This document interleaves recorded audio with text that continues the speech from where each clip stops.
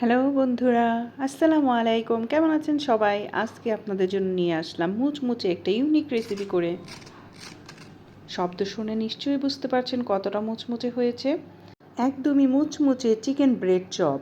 পুরো unique recipe try করবেন। অবশ্যই বাসায় সবাই ইফতারে রাখতে পারেন।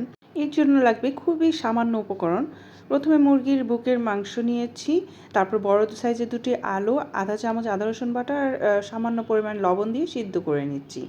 এরপরে নামিয়ে ঠান্ডা করে মুরগিটাকে ব্লেন্ড করে নিয়েছি এবং আলুটাকে ম্যাশ করে নিয়েছি। আধা চামচ দিয়ে দিচ্ছি গোলমরিচের গুঁড়ো, আধা চামচ গরম মশলার গুঁড়ো, আধা চামচ ধনিয়া গুঁড়ো, আধা চামচ পরিমাণে মরিচের গুঁড়ো আর পরিমাণ মতো লবণ। আর দুটো শুকনো মরিচ নিয়েছি আর কিছু পেঁয়াজ বেরেস্তা। তাহলে পেঁয়াজ বেরেস্তাটা যদি করে দেন অনেক বেশি সুস্বাদু এবং ফ্লেভারটা ভালো আসবে। সব কিছু ভালো করে মেখে নিচ্ছি আর দিয়ে দিব এখানে 1 চা চামচ পরিমাণে লেবুর রস, 1 চা চামচ দিয়ে দিচ্ছি ঘি। এতে করে ফ্লেভারটা আরও বেশি সুন্দর আসবে, যেহেতু ফার্মের মুরগি তো কোনো প্রকার স্মেল থাকবে না। সব কিছু ভালো করে মেখে রেখে দিচ্ছি। তারপরে দেখিয়ে দিচ্ছি আপনাদের ব্রেডটাকে কিভাবে করে নেব। প্রথমে ব্রেডটাকে একটু বেলে নেব, ভালো করে বেলে নেবেন, তাহলে যে ফাঁকা অংশগুলো ওগুলো আর থাকবে না, তেল ঢোকার কোনো সম্ভাবনা থাকবে না। তারপর এইভাবে একটি কুকি কাটার দিয়ে কেটে নিচ্ছি গোল করে। কাটা হয়ে গেলে আবারও একটু বেলে এটাকে শক্ত করে নিচ্ছি। দেখুন কিভাবে করে নিচ্ছি। রেসিপিটা আপনারা অবশ্যই বাসায় একবার হলেও করবেন। খুবই সুস্বাদু এবং সবারই পছন্দ হয়েছে। ইফতারে রাখতে পারেন, বাচ্চাদের টিফিনে দিতে পারেন। দেখতেই পাচ্ছেন। তারপরে আবারও একটু বেলে শক্ত করে নেব। এরপরে যেই পুরটা তৈরি করেছি এখান থেকে কিছুটা পুর নিয়ে এর মাঝখানে লাগিয়ে দিব। একটু চেপে চেপে এভাবে লাগিয়ে দিবেন। আমার রেসিপিগুলো সবগুলো রেসিপি মোটামুটি সহজভাবে তৈরি করার চেষ্টা করি আপনাদের বোঝার সুবিধার্থে।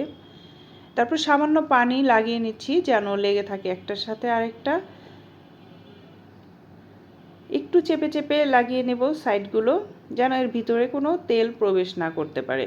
এভাবে আমি সবগুলো বানিয়ে নিচ্ছি, কারণ বেশি সবগুলো দেখাতে গেলে ভিডিওটা অনেক বেশি লম্বা হয়ে যাবে।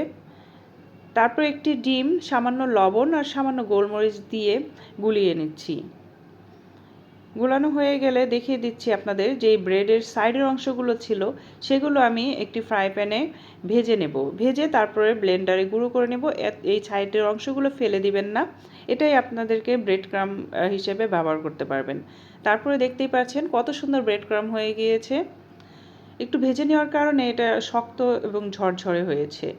এরপরে সেই যে বানিয়ে রেখেছিলাম চপগুলো, সেগুলো প্রথমে ডিমে ডুবিয়ে একটু কোট করে নেবেন, তারপরে দিয়ে দিবেন সেই ব্রেড ক্রাম্বের ওপরে। ব্রেড ক্রাম্বটা একটু চেপে চেপে লাগিয়ে নেবেন হাত দিয়ে, তাহলে এটা ছুটে আসবে না সহজে। সুন্দর করে এপাশ ওপাশ করে লাগিয়ে নিচ্ছি।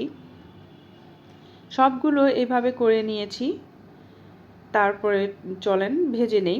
মিডিয়াম হিটে তেল গরম করে নিচ্ছি। অনেক বেশি হাই হিটে দিবেন না, তাহলে তাড়াতাড়ি পুড়ে যাবে। আর মিডিয়াম হিটে করলে এটা মচমচে হবে অনেক বেশি। তারপরে এপাশ ওপাশ সুন্দর করে ভেজে তুলে নেব।